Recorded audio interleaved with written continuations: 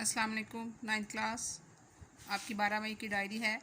गज़ल number 2 उसका तारुफ आप हासिल करेंगे और उसके अल्फाज मानी और पहले 3 अशआर की तशरीह होगी। देखें, ये गज़ल जो है ख्वाजा हैदर अली आतिश की है। इनका नाम ख्वाजा हैदर अली है और तखल्लुस जो है ये आतिश है।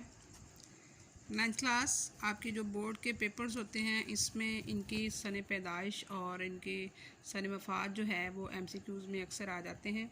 जब आपने गज़ल नंबर 2 जो है वो करनी है तो आपने सबसे ऊपर इनकी पैदाइश का सन और इनकी वफ़ात का सन जो है वो लिखा हुआ है, वो भी आपने याद करना है और इनके तखल्लुस को भी आपने जहन नशीन करना है कि हैदर अली इनका नाम है और तखल्लुस इनका क्या है, आतिश।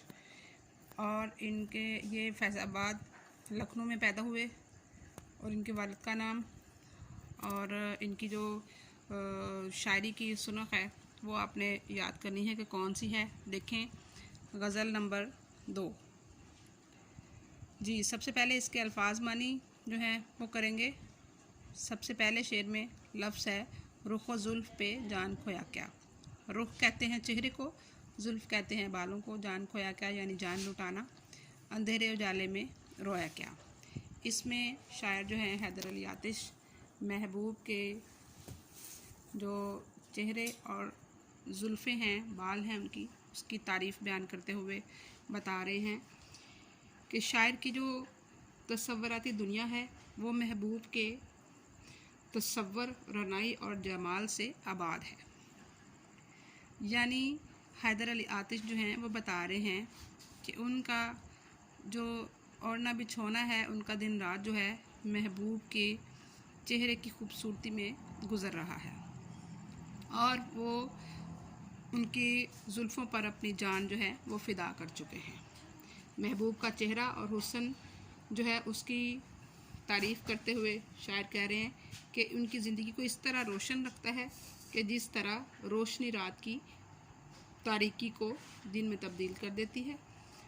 और झूठी मोहब्बत का दावा तो सभी करते हैं मगर इसमें पेश आने वाली तकलीफ़ को बर्दाश्त करना मुश्किल काम होता है। दिल जिगर बेताब हो जाते हैं और हिजर की तावील रातें जो हैं और तवील हो जाती हैं। फिर आँखें जो हैं वो खून के आंसू रोती हैं। लेकिन यहाँ शायर जो है वो बता रहे हैं कि मेरे महबूब का चेहरा इतना प्यारा है और उनकी जुल्फ़ें जो हैं वो इतनी प्यारी हैं कि मैंने अपनी जान जो है चेहरे की खूबसूरती और जुल्फ़ों की खूबसूरती में जो अपनी जान है वो लुटा दी है।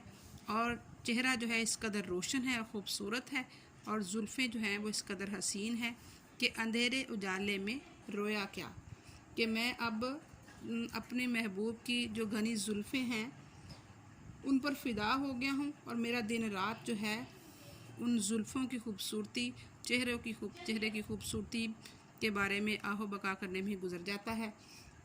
रोना धोना मेरा मुकद्दर है, ना तो मुझे महबूब मिला है ना ही वो मेरी बात सुनता है कि मेरा रोना धोना जो है वो कम हो सके, बल्कि मैं हर वक्त रोने धोने में ही मशगूल रहता हूँ।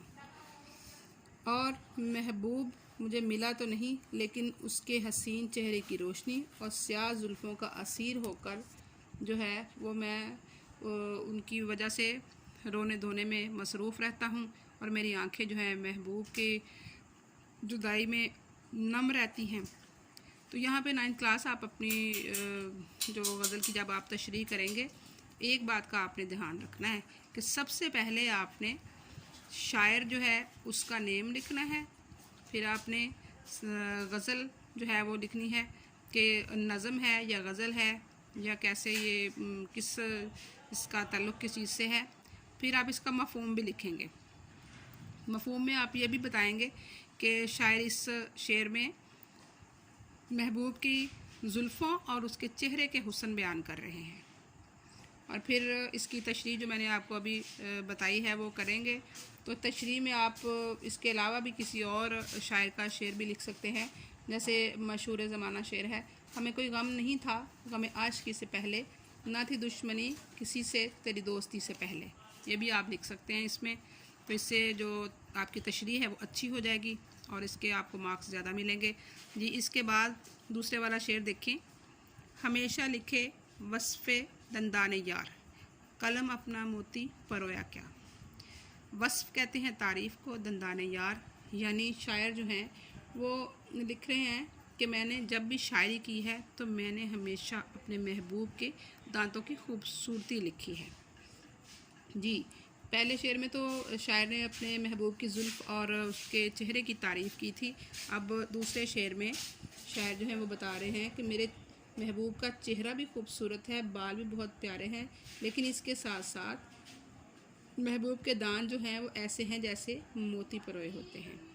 और महबूब के हसीन चेहरे, शौक चेहरे पर जब महबूब मुस्कुराता है तो उसके चमकीले दांतों की तारीफ़ जो है वो शायर अपनी शायरी में लिख रहे हैं कि मैं जब भी शायरी करने के लिए अपना कलम उठाता हूँ तो मेरा कलम जो है वो ऐसे मोती परोता है कि उसमें मैं अपने महबूब के दांतों की तारीफ़ बड़ी खूबसूरती से लिख देता हूँ। और अहमद फराज का शेर भी आप इसमें लिख सकते हैं।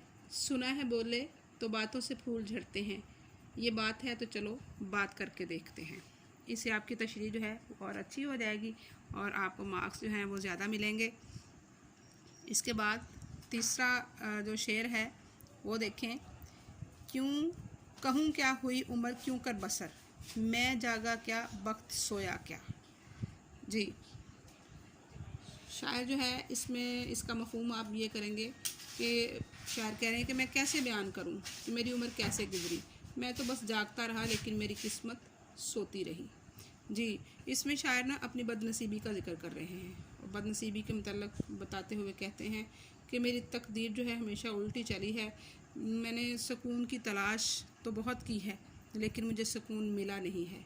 मेरी ज़िंदगी में राहत, सुकून और इत्मीनान नहीं है। मुझे हर मामले में नामुरादी और नाकामी का सामना करना पड़ा है। और क्योंकि ना ही तो उनको महबूब मिले हैं और ना ही महबूब की तरफ से कोई खुश आइंद बात हुई है कि उन्होंने खुशी का कोई पैगाम दिया हो, या कोई ऐसा ज़िंदगी में कोई शायर ने कामयाबी हासिल की हो तो वो उससे खुश हों। बल्कि शायर जो हैं अपनी किस्मत वो बता रहे हैं कि मैं तो जागता ही रहा हूँ लेकिन मेरी किस्मत जो है वो सोई रही है, यानी खुशबख्ती उनकी तरफ आई नहीं है। शायर की तरफ खुशबख्ती नहीं आई बल्कि उनका वक्त जो है वो सोया रहा है।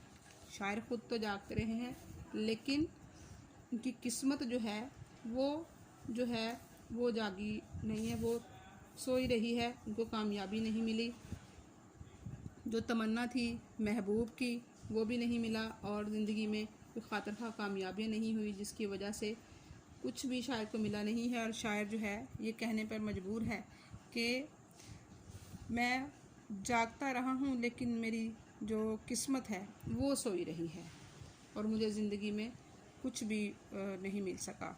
इसमें आप यहाँ पे ये भी शेर लिख सकते हैं कि हज़ारों ख्वाहिशें ऐसी हर ख्वाहिश पे दम निकले, कम निकले फिर भी मेरे अरमा कम निकले। ये शेर भी आप लिख सकते हैं। इससे जो तशरीह है उसमें काफ़ी जान पड़ती है और आपको मार्क्स ज़्यादा मिलेंगे और अच्छे तरीके से इसकी अपना तशरीह याद कर लें।